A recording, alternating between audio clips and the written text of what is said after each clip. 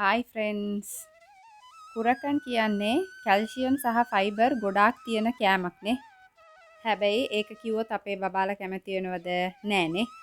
නමුත් අපි හදන රාගි මික්ස් එක දුන්නොත් එයාලා අනිවාර්යයෙන්ම කැමති වෙයි. මොකද ඒකට ග්‍රේඩ් 1 විදිහට තියෙන කොකෝ පවුඩර් මික්ස් කරලා රසයට තමයි මේක හදන්නේ. ඕනේ නම් ෆසා ප්‍රොඩක්ට්ස් කියන ඒ නම්බර් එකට ඔන්ලයින් ඕඩර් එකක් දාන්න පුළුවන්. දැන් අපි උණු උණුවෙන් පාන් ගෙඩි එකක් හදමුනේ.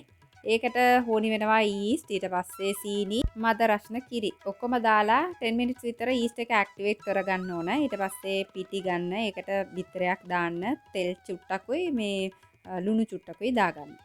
දැන් ඔක්කොම මික්ස් කරලා ඊට පස්සේ ඇක්ටිවේට් කරපු ඊස්ට් මික්ස්චර් උත් ඒකත් මික්ස් කරලා මේ ඩෝ එක වර්ක් ඒරියා එකට මාරු කරලා මේ වගේ නීඩ් කරන්න. ඊට පස්සේ නීඩ් කරලා මේක තියන්න ඕන මිනිත්තු 15ක් විතර.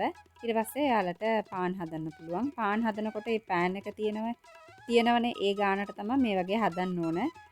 ඊට පස්සේ රෝල් කරලා පෑන් එකට තියලා මිනිත්තු 30ක් විතර තිබ්බහම මේ වගේ එනවා. ඊට පස්සේ මේකට උඩින් වතුර වොෂ් එකක් දැම්මහම ඇති. දැන් oven එක 180ට ප්‍රීහීට් කරගන්න. ඊට පස්සේ මිඩල් රැක් එකට තියලා මිනිත්තු 30 ඉඳලා 40 වෙනකම් බේක් කරගන්න. බේක් කරනකොට උඩ කොටස ගොඩාක් ඩාර්ක් වෙනවා නම් ෆොයිල් පේපර් එකක් යූස් කරගන්න. Thanks for watching.